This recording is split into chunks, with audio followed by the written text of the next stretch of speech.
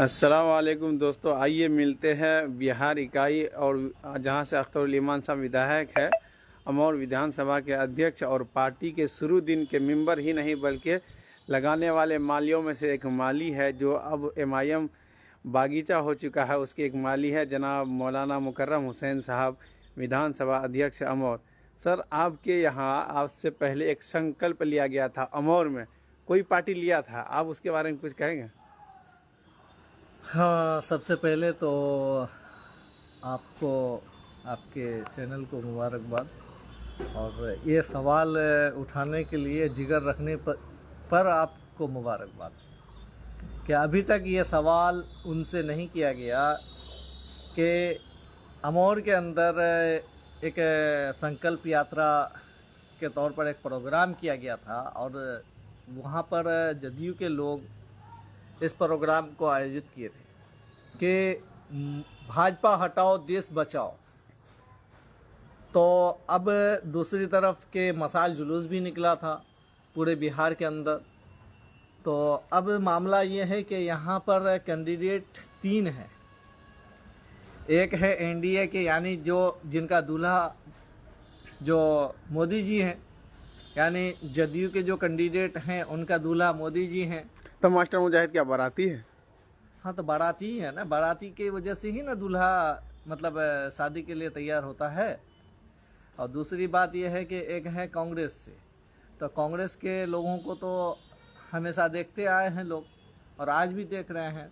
और तीसरी बात यह है कि एमआईएम है। एमआईएम पिछले दफ़े लोगों ने तकरीबन 3 लाख के आसपास एमआईएम को वोट दिया था। एमआईएम एक ही चीज़, एक ही पैगाम लेकर चलती है। एमआईएम ये पैगाम लेकर चलती है कि जो जानकारी हमको है वो जानकारी आपको होनी चाहिए। अगर आप अपनी नस्लों को बेहतर बनाना चाहते हैं, अच्छा देखना चाहते हैं, तो जो चीज़ें संविधान ने जो अधिकार आपको दिए हैं उन चीज़ों की जानकारी आपको होनी चाहिए। सियासत में आपकी हिस्सेदारी होनी चाहिए।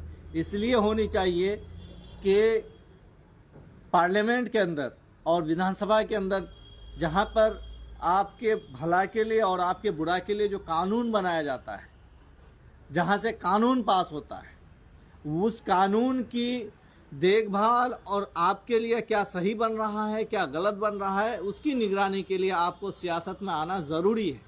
और सियासत में आने के साथ साथ सिर्फ यहीं तक नहीं बल्कि विधानसभा और लोकसभा आपको जाना है आपकी हिस्सेदारी के बराबर। आपको एक चीज़ बताऊं कि इस वक्त एमपी कितने होने चाहिए थे? किन की बात कर रहे हैं आप? मुसलमानों की? हाँ भाई, अल्पसंख्यकों की तरफ से कितने एमपी होने चाहिए थे? मैं क्या बताऊं, वही 80-84 है आपका। 84 के आसपास है, लेकिन आज 25 शायद 23 है। हाँ, वो कम हो गया, हाँ। 23 है। तो अब ये बताइए, जहां हम एक तरफ एक लड़ाई होती है जो जंग के मैदान में है या बॉर्डर पर है, तो वहाँ फौजियों की तादाद बढ़ाई जाती है। यानी अगर दूसरे तरफ से अगर फौजी 100 है तो अपने तरफ से 200 ले आने की कोशिश होती है। इसी तरीके से लोकसभा के अंदर जो कानून आपके खिलाफ बनता हो या आपके समर्थन में बनता हो, तो वहाँ पर आपकी भागीदारी होनी चाहिए, आपकी नुमाइंदगी होनी चाहिए, आपकी गिनती अधिक होनी चाहिए।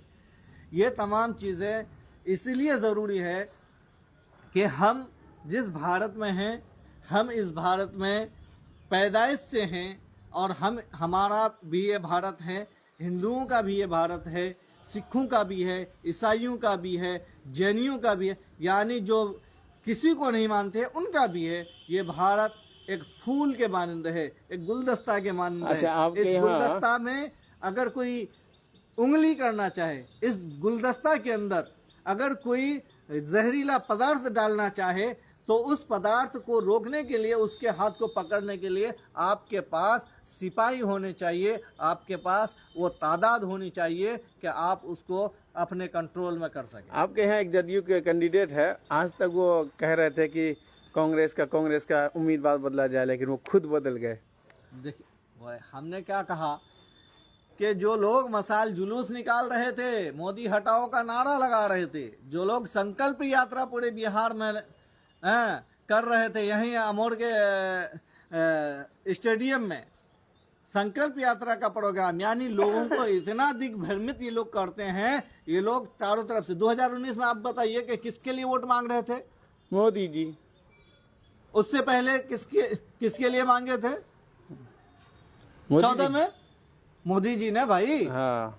तो अब ये बताइए कि उस आदमी पर बार बार जो आदमी इधर से उधर करता रहे, फिर इलेक्शन आए तो मोदी जी के लिए वोट मांगे, भाजपा के लिए वोट मांगे, और वो आदमी कहे कि हम सेकुलर हैं, तो भाई आपको नहीं देखना है, जनता को ये जानने की जरूरत है। आप वोट उनको नहीं दे रहे हैं, आप उनको अगर कामयाब करते हैं तो मोदी जी को कामयाब करते हैं। मोदी जी का एक लेटर आया है, वो लेटर है क्या है उसमें कि आपने हमको कुव्वत दी, ताकत दी, हम 3 तलाक जैसे कानून को हमने खत्म किया। वो कब लेटर निकल रहा है, कब आ रहा है? वो आचार संहिता के टाइम में आ रहा है। ये उल्लंघन नहीं है? ये तो जिसकी लाठी उसकी भैंस। हाँ, तो भैंस भाई, हम कहते हैं कि संघर्ष करना इंसान की एक जिंदगी है। अल्लाह ने कह दिया कि दुनिया में रहना है तो संघर्ष करना होगा।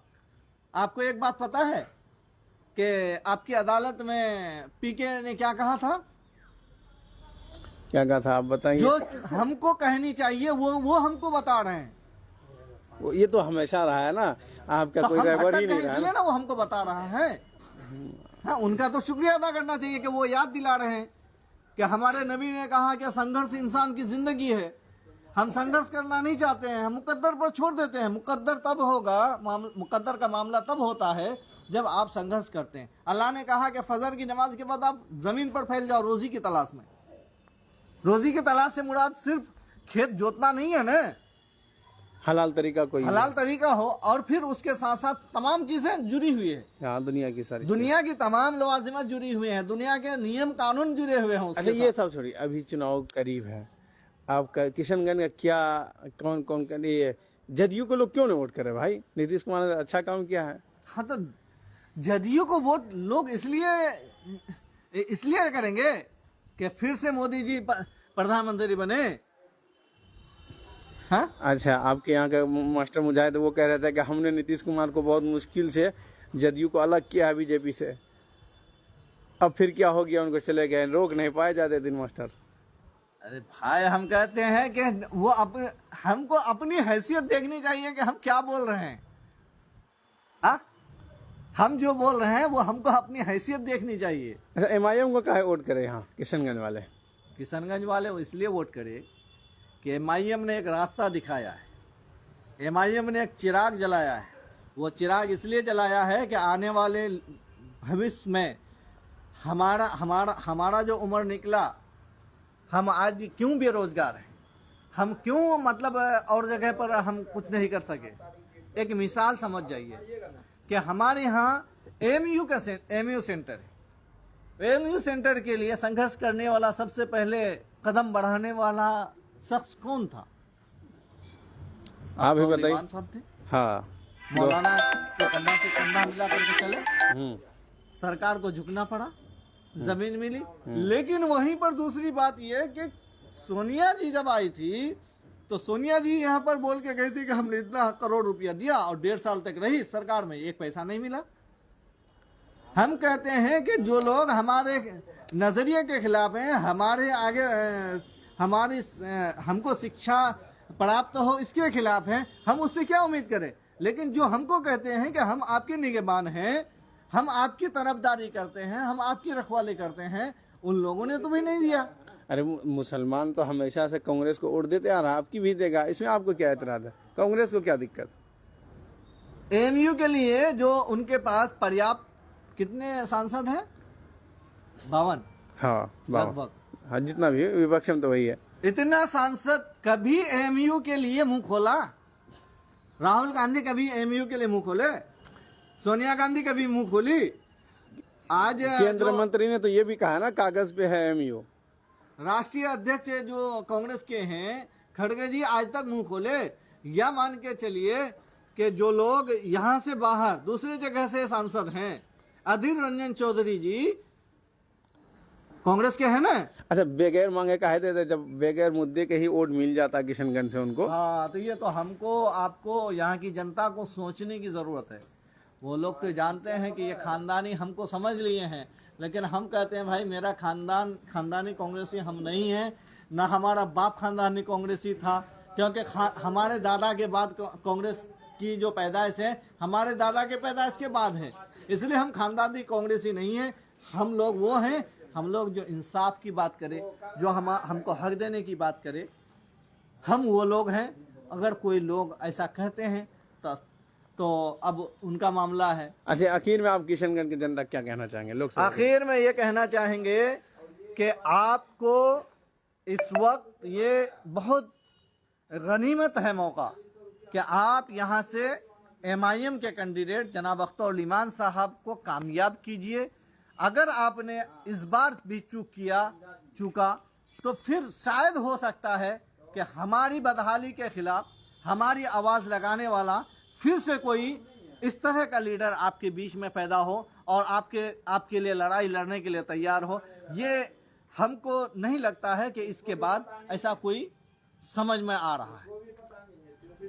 चलिए, ये थे जनाब मुकर्रम साहब, बहुत बेबाकी से अपनी बात रखें। फिर इंशाल्लाह अमौर विधानसभा के किसी लोगों से मैं आपको ज़रूर मिलाऊंगा। और लोगों से यही अपील है कि बहुत अच्छा मौका है, सुनहरा मौका है, जनाब अख्तर ईमान साहब को भारी वोटों से जिताएं, ताकि आपके हक हुकूक के लिए पार्लियामेंट में वो पूरी ताकत के साथ, जैसे बिहार असेंबली में बिहार के मुद्दे और ख़ासतौर से सीमांचल के मुद्दों को लेकर वो हमें